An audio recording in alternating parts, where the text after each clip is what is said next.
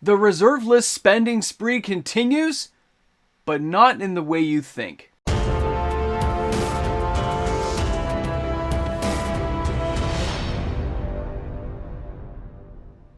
Magic the Gathering's reserve list, sometimes you need to picture it like a theme park. Everyone wants to go and play, but they want a discount, they want a deal. And right now, a lot of players are holding 50% off coupons, and they want to make sure they cash in before they expire. Welcome back, everyone. MTG Moxman here, and thanks again for hanging out with me on my channel today.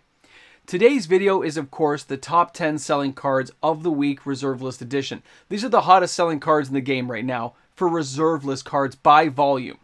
So a lot of the times you don't see the Power 9 cards get up here, although with been a few honorable mentions lately because Chaos Orb and a lot of dual lands moving.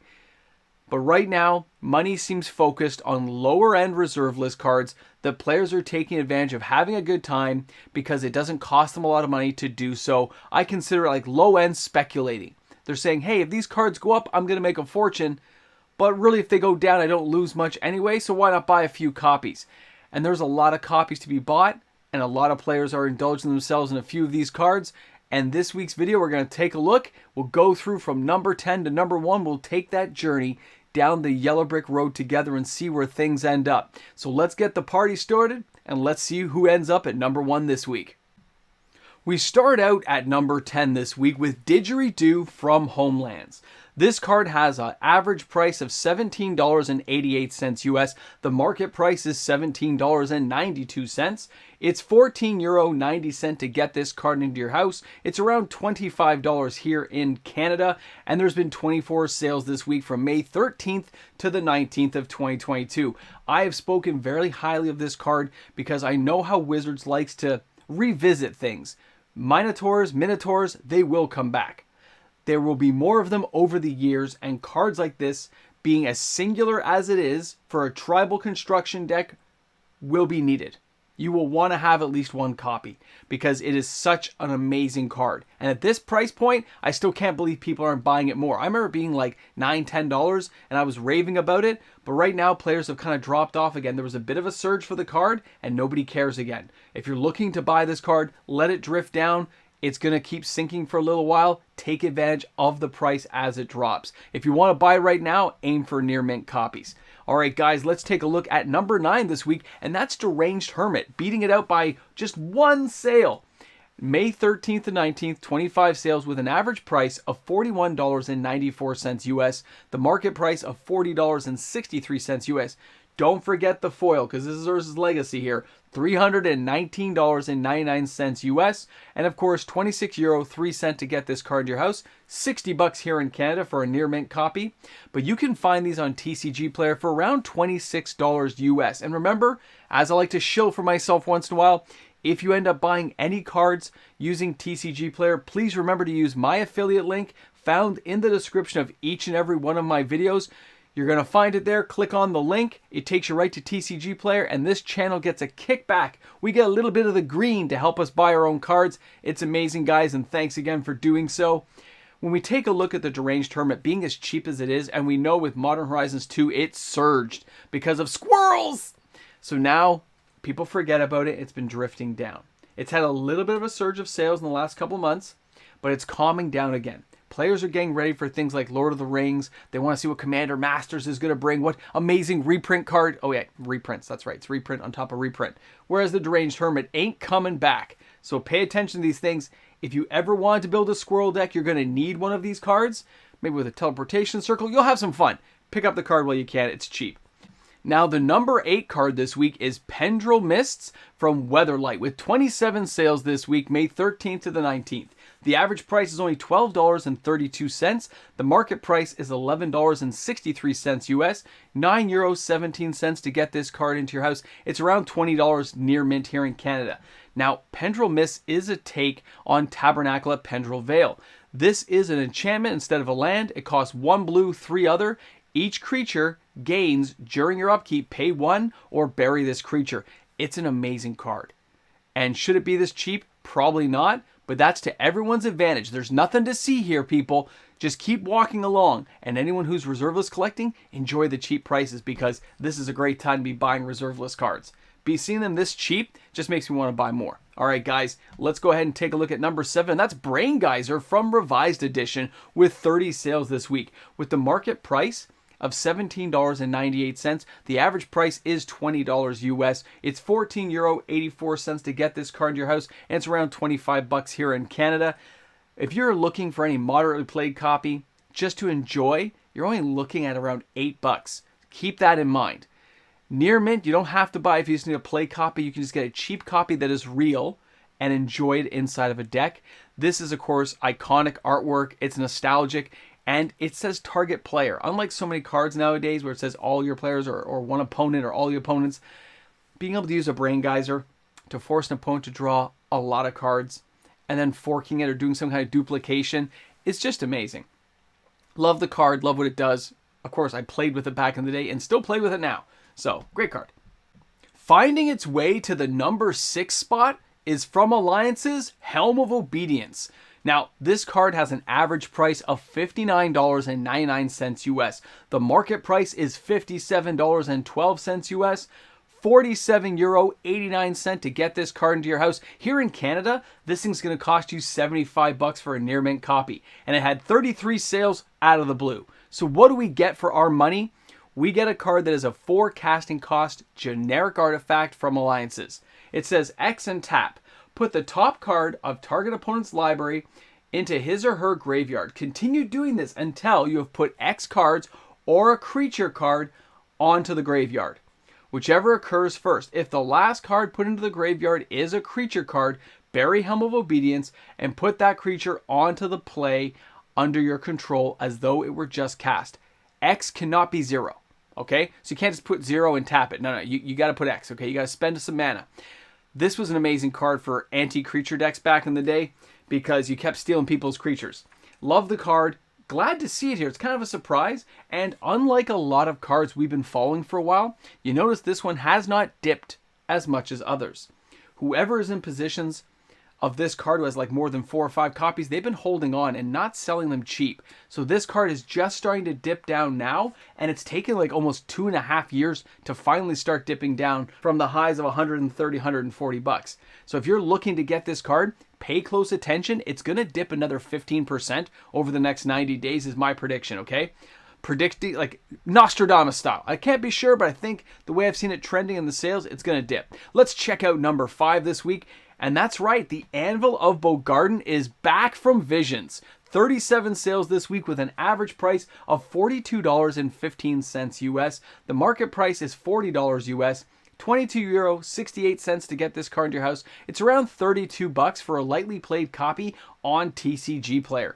Now, when we look at cards like this, you got to remember they're super cheap to cast. The artwork is just breathtaking to me. It just reminds me of like a fantasy movie. Crazy stuff. But when you look at this, a 2 casting cost generic artifact. It says each player skips his or her discard phase. During each player's draw phase, that player draws an additional card and then chooses and discards a card. So you're going to be discarding, which helps out for people who need dredge, but you're also drawing an additional card and you're picking which one's more important. This is an epic card, guys. And being able to find it this cheap is amazing. This card's been almost 200 bucks. It's like 2/3 off right now. People are using their like buy one, get one free coupons right now. It's crazy. Now, the number 4 card this week is Dwarven Pony.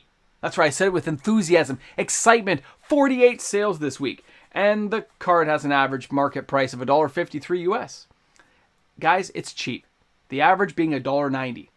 €1.85 to get this card in your house. It's around 4 bucks here in Canada. What do you get for your money? For this 48 sales, what are people getting? It's a 1 casting cost red for a 1/1 pony. It even says summon pony. 1 red, 1 other, and tap it. Target dwarf gains mountain walk until end of turn. So if you're playing against a red deck or a hybrid deck that has red in it, and you use some card that just becomes beastie, yeah, you can make it unblockable if they've got some mountains. Crazy card, actually. Not very powerful, not well thought of. Great artwork, actually. I really enjoy the artwork. It looks like a very realistic horse to me. And I look at the value and say, really? This thing was like 6-7 bucks? And again, it's more than 2/3 off. Great deals for everyone. You can find these moderately played for like 60-70 cents. Crazy. Crazy card. Number 3. Number 3 is the Rainbow Veil. Fallen Empires. I don't care what people say. This thing's been holding on. There's a lot of people who just want this card to be here. Because 56 sales this week, and the price has been trending up a little bit. Let's be honest. Average price, $8 US. Market price, $9.18. €6.89 to get this card to your house. It's about $11 here in Canada for a lightly played copy. Couldn't find near mint right now, but 56 sales this week. Now, this is one of those cards, you got to respect the artwork, right? Got to love it. Good stuff. And it taps for any color mana before you have to pass it to an opponent at the end of the turn. Kind of a drawback, but there are ways around it. If you look them up, you will find all kinds of solutions to your problem about giving up that beautiful land. Now let's go ahead and take a look at the number 2 card this week. A total surprise for me. It's the Horror, Provoking Horror from Alliances. Another Alliances card. 58 sales this week. Average price $2.88 US. Market price of $1.68 US. €4.71 to get this card into your house. $3 here in Canada. So it's actually a little bit cheaper to buy it here in Canada. So 58 sales this week. What do we get for our 58 sales? It is a 1 black, 3 generic summon horror. It's a 2/2. At the end of any turn, if Provoking Horror is put into a graveyard with a summon card directly above it, you may put the Provoking Horror into your hand. 1. Sacrifice a creature to have Provoking Horror deal 1 damage to target player or creature. That's where things can just be crazy for a card like this with infinite loops of creatures dying or being used up, okay? There's all kinds of tokens you could sacrifice. Like inside my Throw Bowl deck, I could sack all kinds of amazing little throws and start doing multiple damage all over the battlefield and probably wipe somebody out in a turn. Interesting card that somebody's been buying. And I wonder if they know something that other players don't, or if they're just playing in the playground of the reserve list because this literally cost them like $90, okay? It wasn't a lot of big investment to get this many copies. But now you've waited. You've hung out with me, and you want to know what the number 1 card is. The card that topped the list this week, it's interesting, and I'm really surprised. Fastbond. It's the number 1 card this week from Revised. 60 sales. So we have no 100+ sales this week, but it's still 60 sales for Fastbond. We did talk about this. It was on the list. It was a card I keep an eye on because you never know what Wizards of the Coast is going to do to shake things up with bannings and unbannings. A lot of players say it's too powerful to get unbanned, but there's lots of cards that are powerful and they get unbanned anyway. So let's take a look at this. 60 sales. Market price is $15.88 US. The average price is $16.34 US. It's €16.04 to get this card into your house. And of course, when we look at this, the average price, the market price, and the euro price here in Canada, about $20. This is a pretty level card. It has drifted way down from its $75 high. But being able to be a 1 green casting cost enchantment, and you can put as many lands onto the battlefield as you want, but you take a damage for each one. I used to use this with Zern Orb and Crucible of Worlds and have infinite life. So much fun. And I get it. People find it too powerful, too weak. They don't care. You can have a million opinions about this card. It's still number 1 this week. People are still buying it, and that's what matters. That's where you're at. And this was your top 10. These were the hottest selling cards this week. Now, honorable mention cards, still quite a few dual lands selling, but the stocks are pretty low when I've been looking around. They're getting, a few new cards have come on, but the prices are actually kind of like leveling out and almost upticking a bit. So keep an eye on it. If there's reserve list cards that are in the dual land section you want, you might be finding things not changing much more. It looks like prices are really leveling out, which means there could be an uptick in the future. So some of those cards sold. No major pieces of power or anything I heard sold, but you're here at the end of the video. I'll let you know something. I bought a few cards on my Arabian Nights hit list. I managed to pick a few up. So thanks again to everyone who used that TCG affiliate link. It allowed me to get 1 or 2 cards. I really appreciate it. Thanks again, guys. And yes, when they come, I will share everything with you. Thanks for hanging out today. Thanks for allowing me to entertain you with the video. Looking forward to seeing you guys later on the live stream. Have a great one. And of course, a big shout out and thank you. And to who you wonder, who am I saying thank you to? Well, everyone, of course, but also to the patrons. You see those names flying by? These are the ones who support this channel each and every day. That's why this content gets uploaded daily. Okay, you made it to the end of the video. I want to throw one out there to you guys, and we'll see what you say in the comment section. I was actually going to buy a few extra cards. I'm waiting for the Bazaar. There's not one in my price range, so I decided to hit a few of the other smaller cards that I didn't own yet. just to make sure I could fill out most of the collection, you know, $20, $30, $40 cards. I bought a few of them, got them coming. It's going to be awesome, okay? But here's the interesting thing. I almost didn't buy even those because I'm afraid of getting hit with import fees if you go too high. So I thought I may have to actually break these into smaller purchases on purpose just to avoid the import fees because I got nailed last time. It was crazy when I was getting some stuff for the channel. So you guys think that's a good move? Just break it into smaller packages. Yeah, you're paying the shipping cost of the $7.99 they charge us now US, but at least I think I'm going to avoid the import fees. Let me know what you guys think. Thanks for hanging out. We'll put a little swallow your soul in the comments section so I know, you know, your soul's been taken away from you because you had to watch the video this long. Have a great one, guys.